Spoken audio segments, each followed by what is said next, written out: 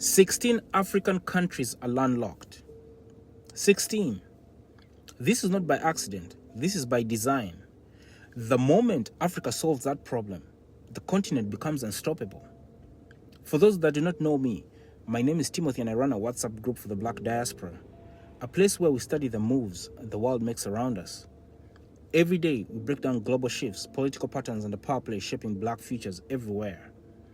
We also host a Zoom meeting every last Friday of the month. Both links are in the bio. Now, I want you to think about this. How is it that a country like Uganda, sitting right in the middle of Africa, pays more to export a product than China, which is thousands of miles away? How is Rwanda, one of the fastest growing economies on earth, supposed to compete when its goods must travel through 2 or 3 countries just to see the ocean? And how is Niger, Malawi, Zambia, Chad, Burundi, Ethiopia, South Sudan supposed to industrialize when every shipment depends on someone else's port, someone else's politics, someone else's fees, and someone else's mercy? So let me explain this clearly. Africa is not poor. Africa is blocked. Africa is blocked by borders drawn by people who never intended for us to move goods freely. Africa is blocked by ports controlled by people who profit when Africa stays slow. But here's the part they didn't calculate. The continent has awakened. We are now looking at logistics the same way we looked at mobile phones. Landlines, Africa skipped them. Gas stations, Africa will skip them. Old supply chains, Africa is done with them. The moment Africa solves logistics, the moment landlocked nations become connected nations, Africa becomes the world's most strategic economy. You think I'm exaggerating? Imagine this. A rail spine from Cairo to Cape Town. One continuous rail line cuts transport from weeks to days. It becomes Africa's backbone. Cheap, fast, predictable movement of goods and people across the entire continent. A corridor from Dakar to Mombasa means that a west-east trade lane gives every inland nation access to both the Atlantic and the Indian Ocean. It gives them more options, it lowers costs, and creates zero dependence on one route.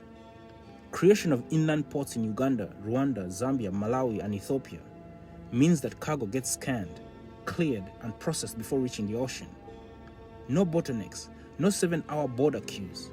Inland nations become trade hubs, not trade victims. One customs system, one scanning system, one clearance timeline means that instead of 5 to 7 inspections at each border, one digital clearance moves a truck across the continent. Predictability replaces corruption, and efficiency replaces delays. Mobile fuel stations powering rural economies means that fuel trucks will eliminate the need for rural gas stations. Farmers, border riders, miners, landing sites all get energy delivered. Productivity raises instantly. No waiting for foreign development projects. Suddenly, no African country is landlocked anymore. They become land-powered, central hubs, commercial engines, trade arteries, not victims of geography, but masters of it. Here's the part that will make the West nervous. The moment Africa solves logistics, Africa stops begging. Africa stops depending. It stops negotiating from weakness. It exports faster, it trades cheaper, it feeds itself, and becomes finally competitive.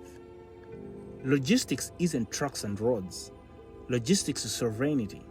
Logistics is freedom, and logistics is power. So before I go, my brothers and sisters in the diaspora, we were born for this moment. While others see landlocked countries as an obstacle, we see them as an opportunity. The world fears a united Africa, but do you know what they fear even more? An Africa that can move. Let's move.